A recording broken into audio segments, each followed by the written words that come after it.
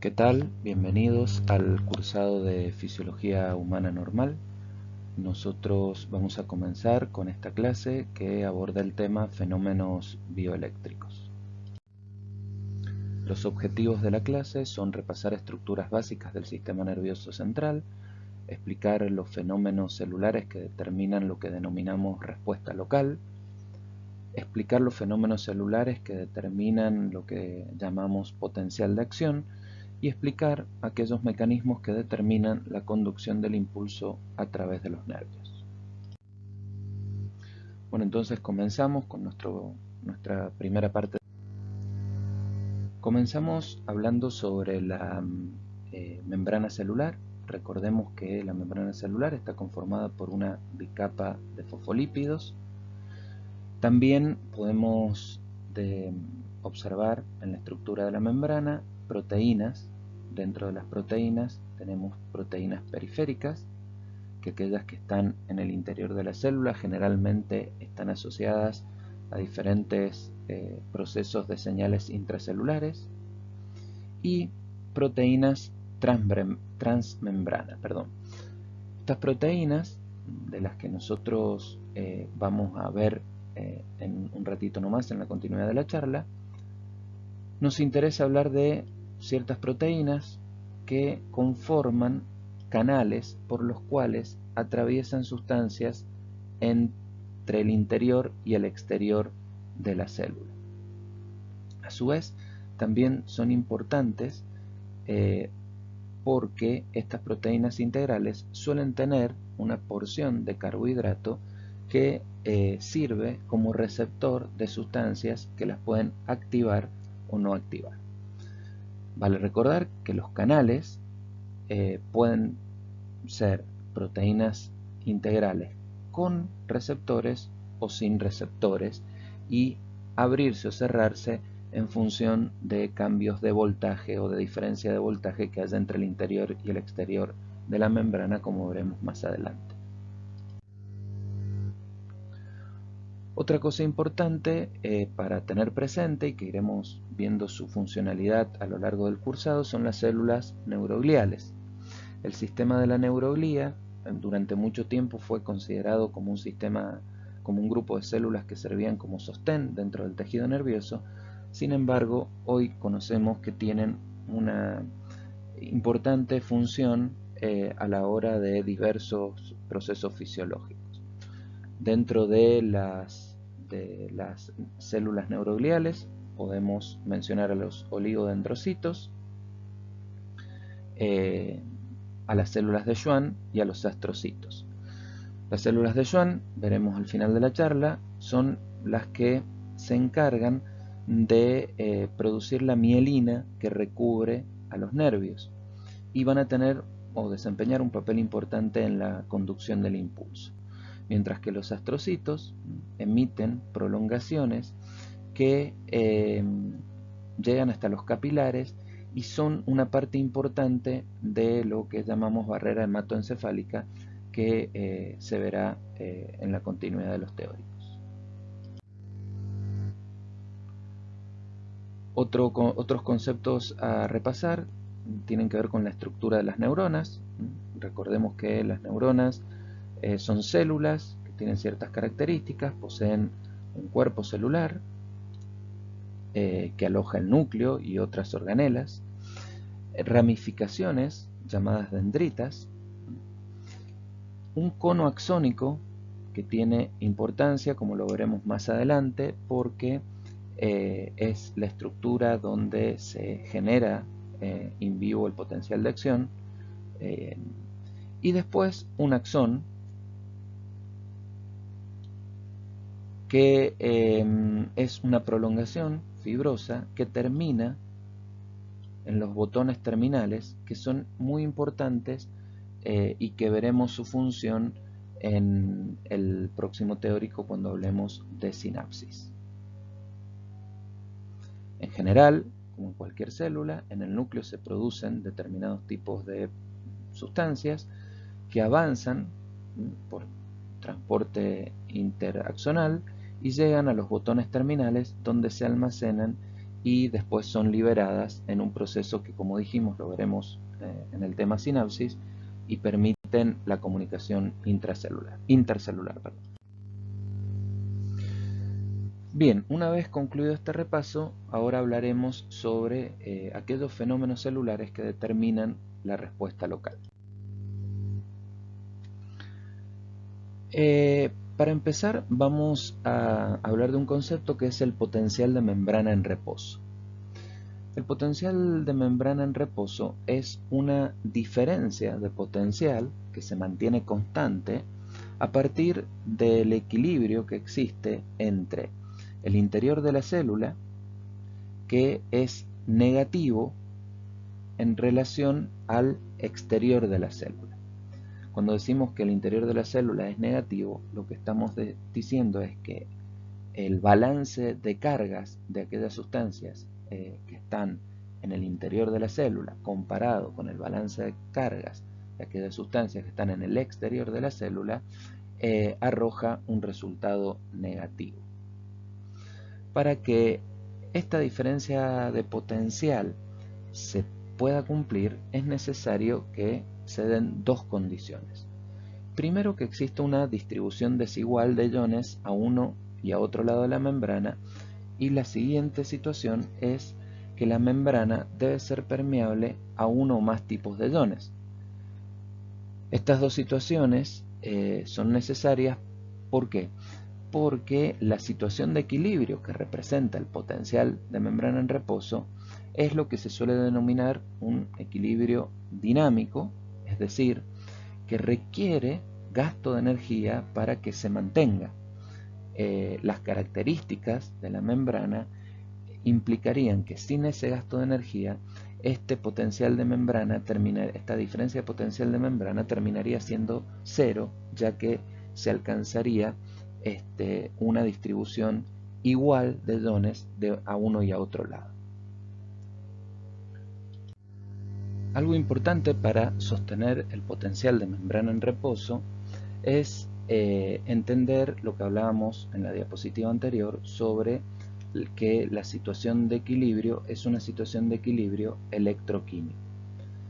Por ejemplo, si nosotros nos guiamos por las concentraciones de iones en el interior y en el exterior de la célula, vamos a ver que en el caso del potasio, en el interior hay mucha más cantidad que en el exterior, mientras que en el caso del sodio la situación es inversa: poca concentración en el interior, mucha concentración en el exterior.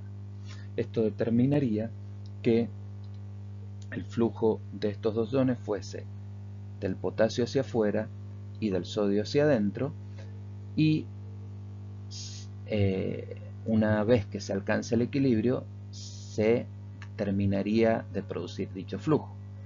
En la situación fisiológica eso no ocurre porque entra en juego una bomba de sodio y potasio.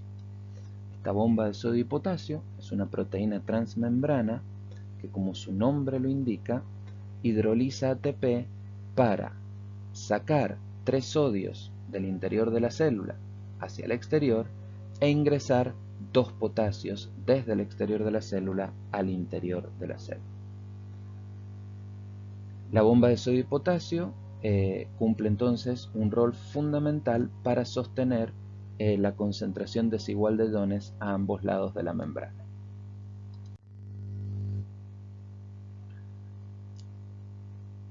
Uno de los conceptos importantes que vamos a ver hoy es el concepto de potencial electrotónico o fenómeno local. El potencial electrotónico es la respuesta de una célula, una neurona en nuestro caso, ante un estímulo que nosotros vamos a denominar subumbral.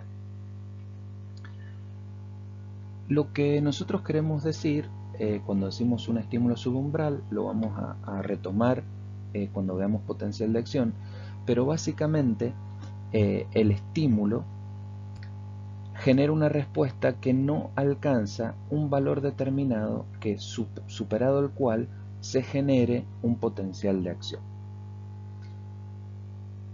El fenómeno local o electrotónico puede ser de dos maneras.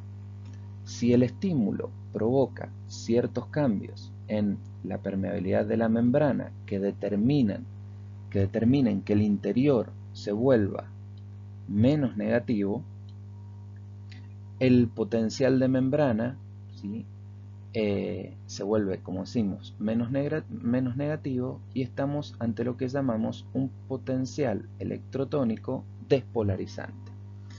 Mientras que si el estímulo genera cambios iónicos, por ejemplo, la apertura de canales que permitan el ingreso de cloro a la célula, que tiene valencia negativa, esto generará que el potencial de membrana se vuelva más negativo, y ahí estaríamos ante un fenómeno que conocemos como potencial electrotónico hiperpolarizante.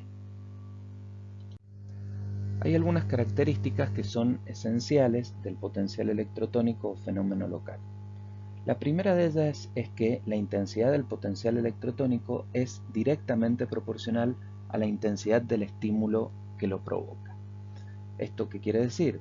Que si yo en la misma célula aplico el mismo estímulo pero del doble de intensidad, la respuesta que voy a tener es un potencial del doble de intensidad.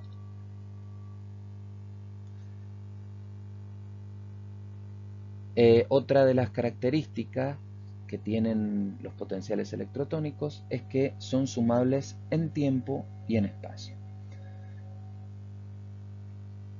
¿Qué significa esto? Que si yo aplico dos estímulos seguidos, la respuesta que voy a obtener, o el potencial electrotónico que voy a obtener en esa célula, es igual a la sumatoria de los dos potenciales que hubiera obtenido si hubiera aplicado esos estímulos por separado. También son sumables en espacio. Este concepto implica que si yo aplico dos estímulos en una distancia lo suficientemente cercana, los efectos, es decir, la respuesta o potencial electrotónico que van a generar en la célula, son sumables. El potencial electrotónico no se propaga a lo largo del axón. Su intensidad decae con el tiempo y en la distancia. Eso también es una característica esencial del potencial electrotónico, y al igual que las otras que hemos mencionado, estas características son las que lo diferencian del fenómeno que vamos a tratar a continuación, y que es el de potencial de acción.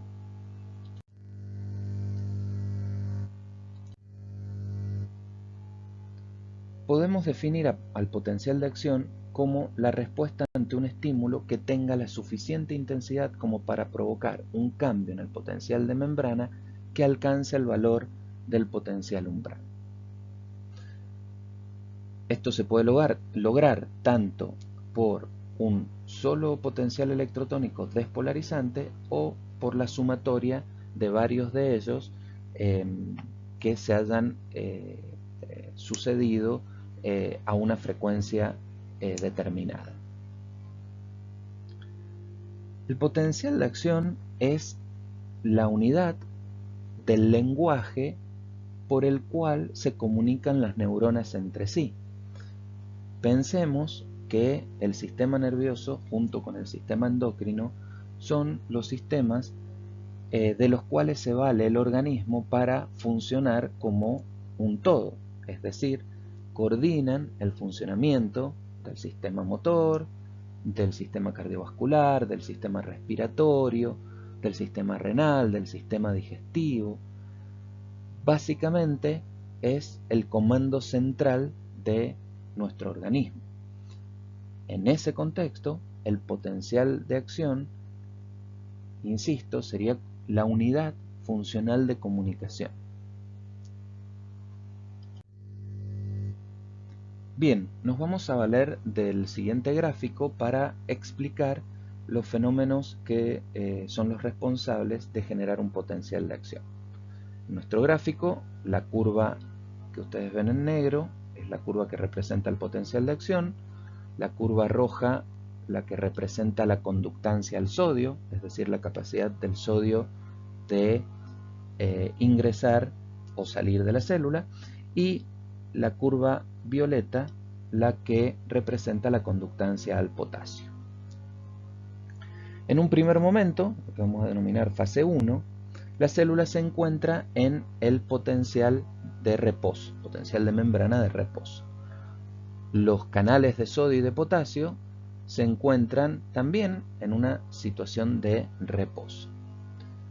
Si en este momento yo aplico un estímulo, lo que va a ocurrir es que se van a abrir algunos canales de sodio y muy lentamente, pero muy lentamente, algunos canales de potasio. Esto va a provocar que el potencial de membrana empiece a volverse menos negativo. En nuestro ejemplo, parte de menos 70, y en el caso de que llegue al valor de menos 55, que nosotros vamos a denominar potencial umbral de esta neurona, lo que va a pasar es que se va a desencadenar el potencial de acción. ¿Qué pasa en este momento con la apertura de los canales? Bien, comienza a haber, veamos la curva roja, una retroalimentación positiva a partir de la entrada de sodio que hace que los canales de sodio voltaje dependiente se abran más, aumentando así su conductancia y provocando, si vemos nuestra curva negra, una despolarización rápida de la célula. Esto continúa hasta cierto punto. ¿Por qué? Porque al comienzo de lo que se denomina la fase 4, se produce el cierre de los canales de sodio. Esto determina que vemos en la curva roja una disminución paulatina de la conductancia de los mismos. Entonces el sodio no puede entrar a la célula y comienza a producirse la apertura de los canales de potasio. Como vemos en nuestra curva morada, la conductancia al potasio empieza a aumentar. Esto es responsable de la disminución del potencial de membrana, es decir, comienza nuevamente a volverse más negativo en lo que se llama, en nuestra fase 5, la fase de repolarización. Llega un punto en que, marcado acá en la fase 6, los canales de sodio están completamente cerrados y están inactivos. Esto hace que solamente tengamos una salida de potasio y que el interior de la célula se vuelva más negativo aún que el valor del potencial de reposo. Esta fase se llama fase de hiperpolarización postpotencial y dura un tiempo porque los canales de potasio son más lentos en su cinética de apertura y de cierre. Así, hay que esperar un momento para que se vuelva a alcanzar la situación de reposo original.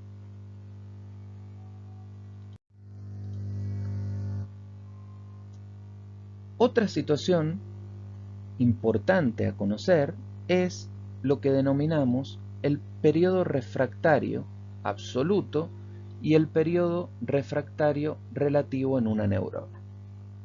¿A qué denominamos periodo refractario absoluto? Aquel periodo en el cual la célula no puede volver a ser estimulada para producir un potencial de acción.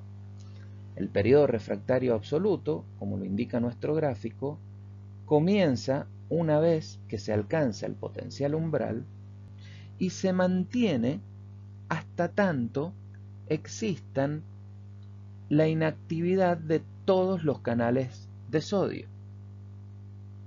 El periodo refractario relativo comienza cuando algunos de los canales de sodio ya están disponibles para poder ser activados. Ahora bien, ¿por qué se denomina relativo a diferencia del absoluto? Porque el periodo refractario relativo es un periodo en el cual, si yo aplico un estímulo lo suficientemente intenso, estímulo que llamamos supramáximo o supraumbral, podría lograr que se desencadene un nuevo potencial de acción. En cambio, como dijimos, si yo aplico un estímulo de la intensidad que fuera mientras dura el periodo refractario absoluto, sería imposible generar un potencial de acción porque todos los conductos de sodio están cerrados e inactivos.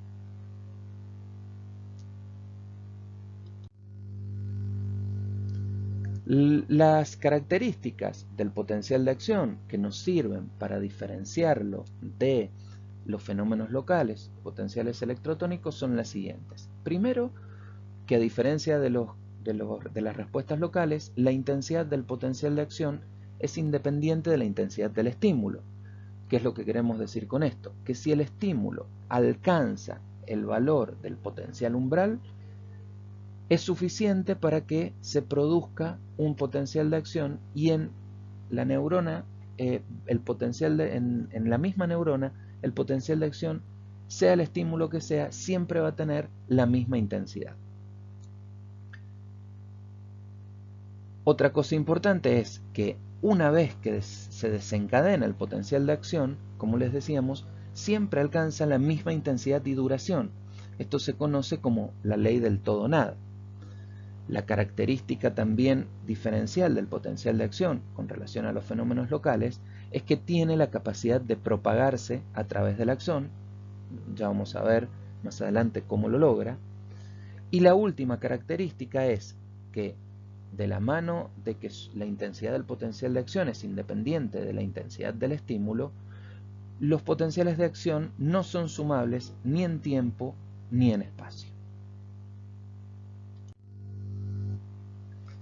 Bien, lo que sigue es explicar los mecanismos que determinan la conducción del impulso a través de los nervios. Antes que eso, vamos a hacer un breve repaso sobre algunas características de estas estructuras que llamamos nervios. Un nervio es un grupo de axones unidos en una envoltura fibrosa llamada epineuro. Los nervios son los encargados de transmitir el impulso nervioso, en general, desde el sistema nervioso central a la periferia. Hay diferentes clasificaciones de los nervios conforme a su estructura, básicamente, y a su función. Las fibras nerviosas fueron clasificadas en una primera instancia en 3 tipos, A, B y C. Luego, las fibras A fueron divididas a su vez en 4 subtipos. ¿En qué varían estas fibras que determinan su diferente agrupamiento? En el diámetro y en la velocidad de conducción. Además, también varían en si están recubiertas de mielina o no.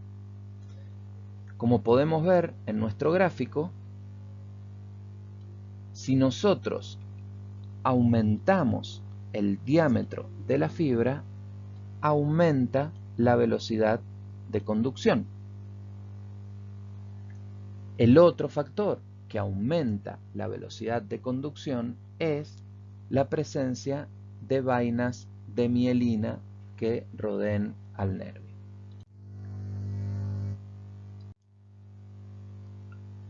Como vemos acá, en nuestro primer ejemplo, tenemos lo que ocurre en un axón sin cubierta de mielina. En general, en estado de reposo, el axón tiene una distribución de cargas que hace que el exterior sea positivo y el interior negativo. Cuando se produce un estímulo, esta polaridad cambia y por un breve momento se invierte, generando que el exterior se vuelva negativo y el interior positivo. Esto genera un flujo de cargas positivas hacia el área de negatividad que está por delante del potencial de acción, lo que genera un fenómeno local que, en caso de alcanzar el umbral, va a facilitar la despolarización del segmento que se encuentra por delante del potencial de acción, y eso se traduce en la conducción del impulso nervioso. ¿Qué pasa en un axón que está cubierto por mielina? La mielina es un excelente aislante, por lo tanto, este fenómeno que describíamos para el axón sin cubierta de mielina, en el caso de los axones mielínicos ocurre solamente en un espacio denominado nódulo de Rambier, que es el que queda libre de porciones de mielina. Al producirse solamente en estos nódulos, la velocidad de conducción es mucho más rápida, ya que no se pierde tiempo despolarizando cada segmento de membrana. Las cargas fluyen directamente desde un nodo a otro. Esto se denomina conducción saltatoria y es el ejemplo de lo que ocurre en los axones cubiertos por vaina de mielina. Otra cosa interesante es saber que si nosotros hacemos un experimento y seccionamos un axón, como muestra el gráfico, y aplicamos un estímulo en un lugar determinado, vamos a obtener, podríamos ver que la conducción del impulso nervioso es hacia las dos direcciones, o sea, es bidireccional. Sin embargo, esto no ocurre in vivo. In vivo, lo que nosotros vemos es que la dirección de propagación es unidireccional, desde el cuerpo de la neurona hacia el terminal sináptico. ¿Por qué ocurre esto? Porque, como dijimos al comienzo de nuestra charla, el potencial de acción se origina en el cono axónico al comienzo del axón. Si nosotros recordamos los conceptos que vimos, un potencial de acción tiene lo que se llama un periodo refractario absoluto. Por lo tanto, este circuito saltatorio, si va siempre hacia el terminal axónico, porque si quisiera volver, no provocaría ningún potencial de acción, ya que el segmento anterior se va a encontrar en el periodo refractario absoluto y no se podrían abrir los canales de sodio respectivos. Bien, hemos finalizado con la charla de hoy. Hemos podido repasar en un principio algunas estructuras básicas del sistema nervioso, como es la estructura de la membrana celular, para poder repasar lo que son los canales iónicos, como proteínas integrales, las proteínas que se encuentran en la membrana y que se unen a proteínas periféricas, en nuestro caso la bomba de sodio ATPasa, que es importante para explicar el funcionamiento de los fenómenos locales y del potencial de acción. También hemos repasado aquellos fenómenos celulares que ocurren y que determinan una respuesta local, como dijimos, el potencial de membrana, cómo ocurre, y lo que son los potenciales electrotónicos o fenómenos locales, con sus características particulares. Lo mismo con el potencial de acción, repasando conceptos tales como el periodo refractario absoluto, el periodo refractario relativo y los mecanismos de conducción nerviosa. Luego de este video les vamos a generar una actividad para que podamos reafirmar ciertos conceptos. También van a encontrar un texto para descargar con algunas consideraciones teóricas, y les recordamos que no pueden dejar de consultar el libro recomendado para este tema, ya que hay algunos conceptos que por cuestiones de tiempo no desarrollamos en la clase teórica. Muchas gracias.